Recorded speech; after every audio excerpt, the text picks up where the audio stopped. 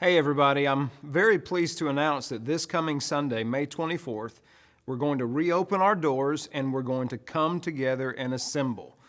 I'm very excited about this. However, even though the doors are open, if you are someone who has concerns, or maybe you don't feel safe enough yet to venture out into the public, that's quite all right. No one's going to make you feel bad at all because we know everybody's situation is different from someone else's. And so if you are of a certain age or have certain health conditions, or maybe you're a caretaker and you just want to protect the one you care for, or whatever the scenario may be, if you decide that it's still unsafe for you to come to church, that's okay. No one's going to judge you. No one's going to make you feel guilty over it. You're still more than welcome to tune into our services on 90.5 WVHM on Sunday morning at 9 a.m. Or you could check out our live feed through Facebook or YouTube. And so you have those options. So we want you to certainly look out for yourself and make the best possible choice for yourself. However, for those that do feel safe enough to come on Sunday, May 24th, church is going to look a little bit different because we still have to maintain some safety guidelines. And so I'm going to tell you what those are.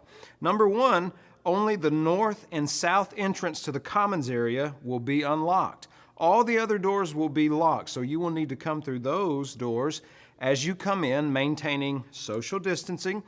And when you come in, you'll go immediately to the Visitors Information Center and you'll get one of these, or however many you need for your family. Just let one member of the family go up and get as many as needed. This is how we'll partake of communion. And one of the things I want to point out to you, the bread is at the top, and so you'll peel back this little cellophane and you'll get the bread. And then you'll peel back the purple part and that will expose the fruit of the vine. And we'll do that together as a family at the appropriate time. But be sure to pick these up as you come in at the Visitors Information Center, or you're more than welcome to bring your own if you have them. And for those of you who may be concerned, well, what if I can't get this open? You know, for some folks who may have arthritis, it may be tricky. There will still be some people to serve those who have trouble with these. And those individuals will have face masks and they will also have gloves as well. Which brings me to another point. When you come, wear a face mask. It is important that all of us wear face masks because of our congregational singing. We want to be safe, we want to be responsible, and so be sure to wear a face mask. I'll have mine on until I get up to preach, and everyone else will too. So, a few things I want you to be aware of. First of all, as I said, the north and south entrance to the commons area will be the only unlocked doors. So when you come in, you need to know this. First, have your mask on.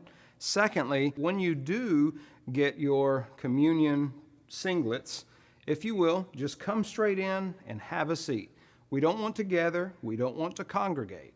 Also, when services are over, go ahead and safely, maintaining social distance, make your way to the exit and head on out.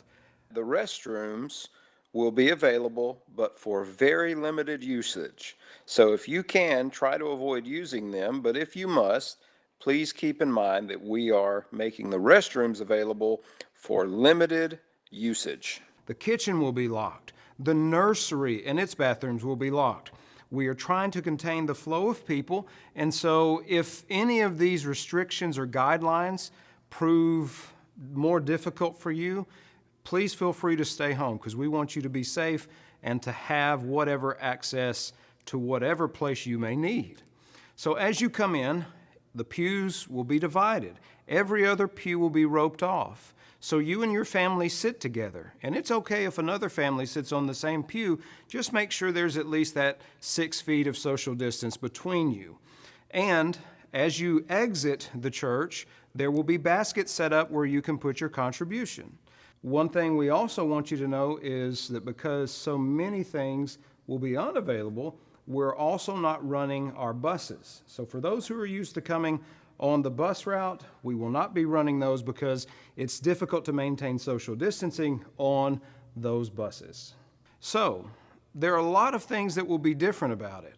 And we realize that not everybody is going to be able to conform to the various rules and guidelines that we have. But I want you to note something.